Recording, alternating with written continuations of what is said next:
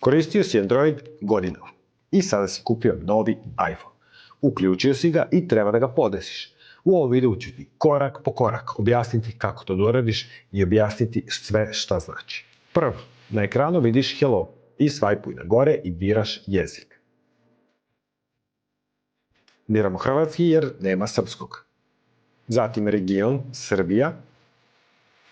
Izgled biramo standardno i klikni na nastavi. Zatim dole opcija podesi bez drugog uređaja.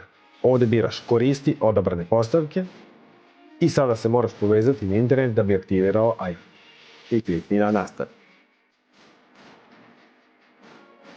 Zatim opet nastavi jer prihvataš pravila korišćenja. Ovde biraš odrasla osoba jer to jesi. Face ID možeš podesiti odmah ako želiš ili kliknuti na podesi kasnije. Također šifru možeš odmah podesiti ili odabrati opcije šifre, pa onda nemoj koristiti šifru i potvrdi. Sada imaš opciju da prebaciš podatke sa starog telefona na novi, a video sa detaljnim uputstvima možeš pronaći dole u opisu. I kako prebaciti podatke sa iPhone na iPhone i sa Androida na iPhone. A ako ne želiš prebacivati podatke, klikni na nemoj ništa preneti. Ovde sada dolazimo do dela gde treba uneti Apple ID, odnosno čuveni iCloud. Ako ga imaš, upiši ga, a ako ga nemaš, klikni na plava slova zaboravili ste lozin ili nemate račun. Sada ga možeš napraviti klikom na izradite besplatan Apple račun ili preskočiti klikom na podesi kasnije u postavkama.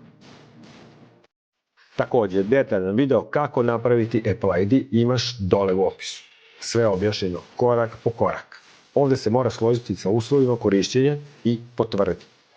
Ovde klikni na samo preuzmi automatski, da sam biraš kada će se telefon ažurirati i poruke možeš podesiti kasnije u podešavanjima kada ubaciš karticu, a sada klikni na ne sada.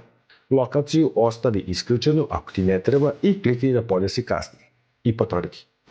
eSIM biraš podesi kasnije. Screen time podesi kasnije. Analiza iPhone-a nemoj deliti, naravno. Sada biraš da li će ti pozdravljena biti bela ili tamna. Ja nastavljam sa belom i kliknut ću na nastavi. Sada malo reklamiraju kamera control dugme, klikni na nastavi. A sada malo action dugme ili prevedeno na hrvatski tipka postupka, klikni na ne sada. Zatim na nastavi i to je to. iPhone je podešen i klikni na početak. Sada skidaš aplikacije, menjaš podešavanja i uživaš u svom novom telefonu. Napiši mi u komentarima koji iPhone koristiš. I ako ti je video bio koristan, ostavi like i vidimo se sljedeći put.